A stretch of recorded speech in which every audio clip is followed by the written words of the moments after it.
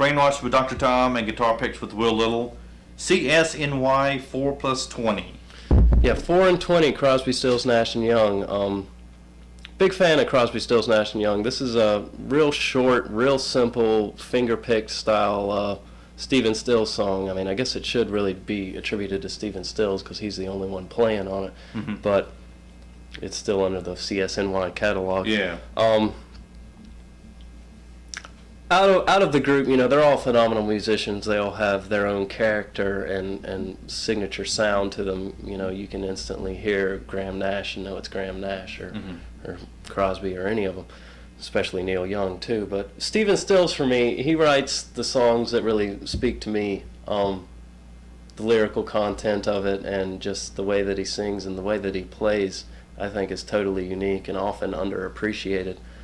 It's a real stark reality song that he's talking about just being disappointed with where his life is going, with loneliness and, you know, not wanting to end up in a dead-end job trying to make ends meet, which I think is what the lyrics are talking about how his father or the character in the song's father, you know, worked all day and didn't really have anything to show for it. And it's not a happy song.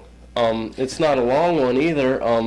It's real quick and to the point, and it kind of leaves you with a very down note. But I mean, I think that's the balance in life. You know, just like before I said, optimism can go a long way. You know, having a kind of grim reality and grim outlook on things can kind of get you through some rough times too. And this song has definitely, you know, spoken to me in some of the more disappointing times in my life and kind of helped keep things in perspective.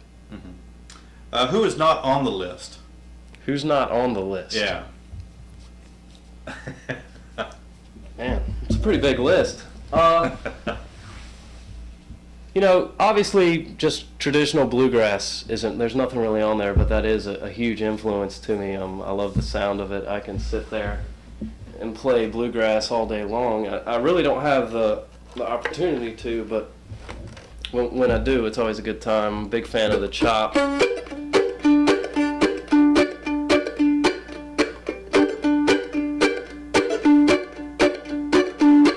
And things like that. Obviously Bill Monroe would be at the top of that list as far as traditional bluegrass and things like that. Who else isn't on the list that I've been listening to a lot lately? Obviously, kind of hard as a guitarist or, you know, someone playing stringed instruments to really cite a lot of electronic or dance type feels, but I have been getting a little bit into the drum and bass and the jungle feels. I really like the high tempos and the drum patterns that they use, and, you know, hope to incorporate bits and pieces of that into our sound, and, you know, or even on my own. I do spend a little bit of time on the computer just writing songs in that vein, just with software, which I think most of it is done that way anyway. Classic Motown is a big influence. I guess I didn't get to any of that, but, you know, like Tower of Power, having the nice horn section and the vocals, usually has a lot of call and response in the vocals. You know, you'll hear duets with a female vocalist and a male vocalist, and just the feel that those songs have, the rhythmic feel of it is a big influence.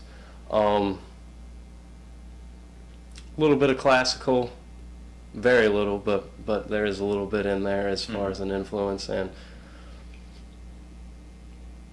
you know, just local musicians around the town that I get to play with on small scales and bigger scales. You know, just people that you'll play at an open jam with can influence you in a huge way. You know, show you a new way of looking at the instrument, new way of tackling styles. Abe Reed, for example, and the Spike Drivers have a real good jump boogie blues feel that's very very fun to listen to and very fun to play, and having the opportunity to play with him some off and on whenever he comes through town, I've definitely learned a lot playing with them as far as, you know, rhythmic styling and phrasing and things like that.